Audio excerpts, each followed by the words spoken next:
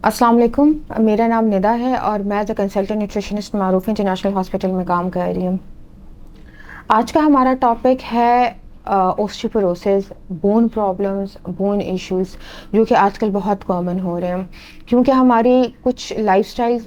Choices ऐसे हैं और कुछ हमारे फूड चॉइसेस ऐसे हैं जिसकी वजह से हम जो न्यूट्रिएंट्स हमें रिक्वायर्ड है वो हम नहीं ले पाते, या अगर हम ले लेते हैं तो उसका कॉम्बिनेशन कुछ इस तरह सा है कि वो हमारे बॉडी में एब्जॉर्ब नहीं हो पाता। सबसे पहले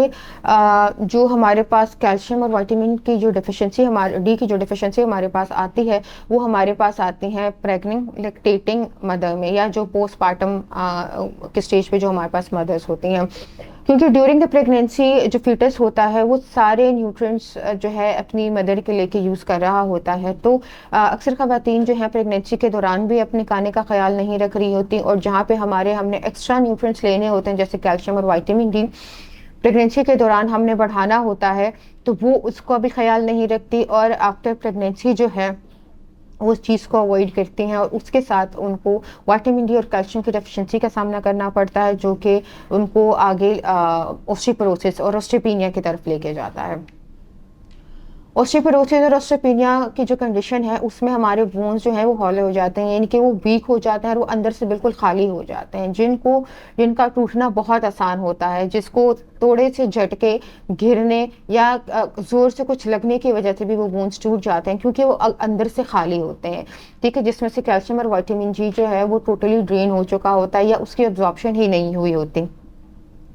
इस चीज़ को क्योर करने का तरीका ये है कि आप अपनी डाइट में कैल्शियम और विटामिन डी की मिकदार जो है वो बढ़ा दें अपनी फूड के थ्रू। जैसे कि हमारे पास आ जाता है मिल्क एंड मिल्क प्रोडक्ट्स आ जाते हैं, ठीक है, डेयरी प्रोडक्ट्स जितने हैं वो हमारे पास source of calcium and vitamin D होते हैं। और विटामिन डी को बढ़ाने के लिए हमें ग्रीन लीफी वेजिटेबल्स का भी इस्तेमाल करना चाहिए, ठीक है, वो भी हमारी जो है उसको बढ़ा देते हैं, विटामिन डी के लेवल्स को बढ़ाते हैं। लेकिन कभी कभी हमारे पास ये होता है कि हमारी रेंजेस बहुत ज़्यादा लो हो जाती हैं और जब हमारी रेंजेस बहुत ज़्यादा लो हो उसको इमीडिएटली कवर करना डाइट से थोड़ा सा मुश्किल होता है, इसलिए हम उसके साथ क्या करते हैं कि उसके साथ कोई ना कोई सप्लीमेंट ऐड करना हमें पड़ जाता है। ठीक है,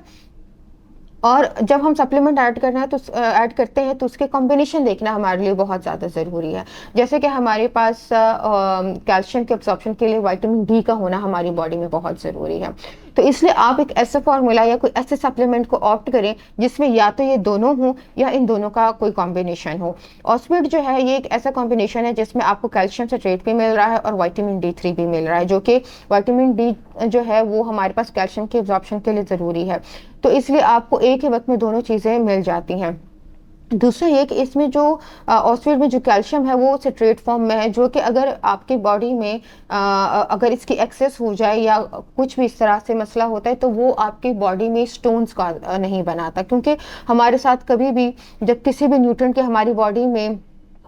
एक्सेस हो तो वो स्टोन्स की फॉर्म में डिपॉजिट होना शुरू हो जाता है और अक्सर हमारे पास सप्लीमेंट्स की वजह से स्टोन बनने के या स्टोन की शिकायत के साथ पेशेंट्स आते हैं जो कैल्शियम सिट्रेट है वो आपकी बॉडी में स्टोन्स बनने नहीं देता। तो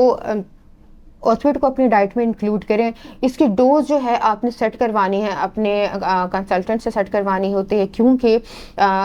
अगर हमारे पास डेफिशिएंसी है तो ये हम ट्वाइस अ डे यूज़ करेंगे, लेकिन अगर हमें बहुत 2-3 पॉइंट्स का डिफरेंस है जो कि हमारे पास टीन एज के स्टूडेंट्स में मोस्टली आ रहा होता है, तो वो उसको दिन में एक बार इस्तेमाल करें और इसके इस्तेमाल करने के बाद कोशिश करें कि आप 10 से 15 मिनट वॉक ज़रूर कर लें। जो कि प्रेग्नेंट और लैक्टेटिंग मदर्स हैं वो इसको ट्वाइस अ डे यूज़ करेंगी, क्योंकि प्रेगनेंसी में हमारे पास कैल्शियम और विटामिन डी की रिक्वायरमेंट बढ़ जाती है और लैक्टेटिंग मदर में भी हमारे पास रिक्वायरमेंट बढ़ जाती है, क्योंकि मदर जो है वो ब्रेस्ट फीड करवा रही होती हैं बच्चे को, तो उसके लिए जो है हमारे पास कैल्शियम और विटामिन डी का होना बहुत ज़रूरी है।